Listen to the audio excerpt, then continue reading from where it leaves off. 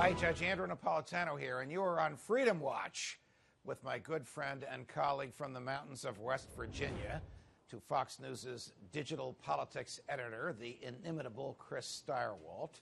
Uh-oh, I better deliver now, Judge. All right, so if the government shuts down at the end of the week, who gets the blame? Republicans, Democrats, White House, Congress? How does that come out? Well, everybody, but the question is, who gets the most and who can sustain it the longest? This becomes, if it happens, it becomes an endurance exercise. And remember, we have never been here before. There has never been a moment in American history where you had a government shutdown with one party in control of both houses of Congress and the White House. So we don't know, because in the years past, there's a fairly rote course that follows from here. You have the shutdown, and then the administration makes it as bad as possible to try to put as much heat on Congress as possible. Right. What if the White House didn't make it as bad as possible? What if they sequenced the obligations in such a way that things that were popular and important got funded, and they starved out other agencies? This gets us into a whole new turf, so who knows? Now, I don't want to get too into the weeds, but if the government shuts down, will it be because the Republicans can't get 60 votes in the Senate, or because the Freedom Caucus has deserted Paul Ryan and company in the House? Well, it's an if-then.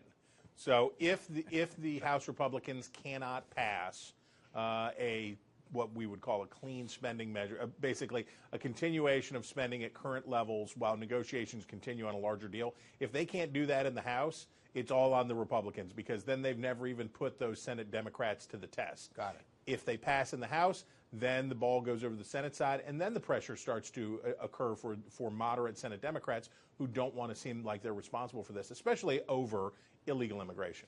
Aren't the Democrats going to have a field day blaming the Republicans for the reasons you articulated in answer to the first question? Republicans control the whole government.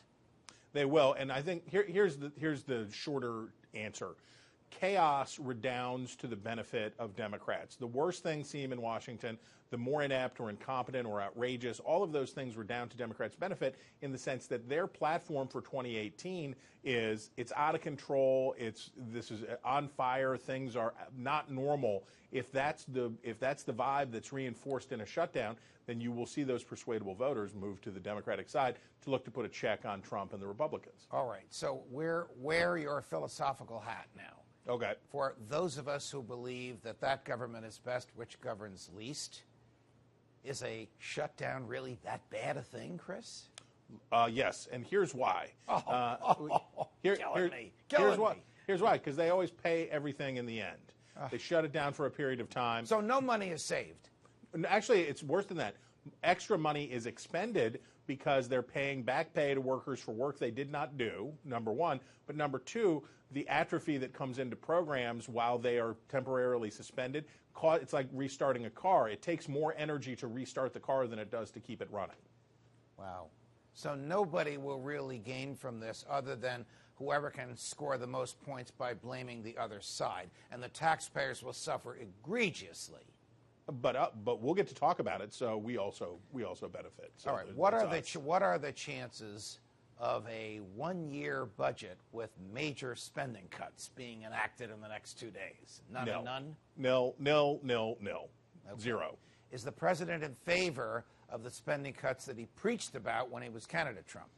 No, they had a budget. White House produced its budget in last year, and they said, here we are, and this is what we'd like to do. We've seen that when those budget priorities are put to the test, nobody wants to do it. Remember, everybody likes low taxes and high spending. That is the default position of every polity in the world. Everybody would like that because it would be free and fun and easy. And as long as you don't care about having a national debt of more than $20 trillion, then just keep burning it, right? All right. Has Donald Trump dropped his mantra, I can get rid of the entire federal government debt in 8 years? Yeah, that one went quickly. That train departed the station quickly. But look, we should be fair-minded about this. The lies that every politician tells about debt and deficit are the first ones to be exposed, because, as I say, voters say that they want less debt, but what they still want are low taxes and high spending, and there's no way to do that other than basically kiting checks in the name of posterity. All right, so if this thing continues with a 2-month continuing resolution here and a 1 month there, and the borrowing continues and the spending continues pretty much as it is now. At the end of Donald Trump's present term, the federal government will have $25 trillion in debt and $1 trillion a year in debt service. How much longer can that go on? Well, until there's a problem. It's like embezzling. It's like any other mischief of that nature. Everything's fine until it isn't. And one day for the United States, if interest rates go up or we face a threat from foreign countries or foreign banks start to withhold lending from us and it becomes more dear for us to borrow money, we'll get into a problem. Because remember, most of the money that the government spends is already spoken for. It's in the form of entitlement spending or legacy spending. The amount that we're playing with every year in terms of what we call discretionary spending is a sliver, and it's heading down to a sliver of a sliver.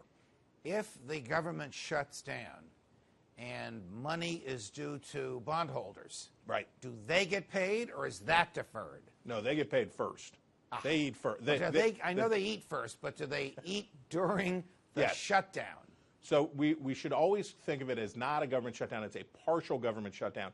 Under the 1974 Budget Act, which created the modern norm, this things like budget reconciliation and all these other things we've had to learn about, under these rules, there is a protocol. The shutdown, as we call it, is a penalty built into existing rules about budgeting, that if you fail and you can't do it, these, what we call non-essential functions, are cut off. But not cut off are service on our debts, payments to our military, Social Security, and entitlement programs.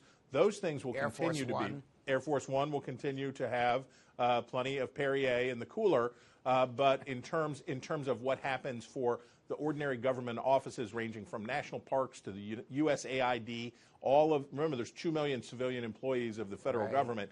For most of them, this means take a break. Got it. Chris, always an education chatting with you. Thanks very much. Thank you, Judge. From New York, defending freedom whenever they let me, Judge Andrew Napolitano here. See you next time, America.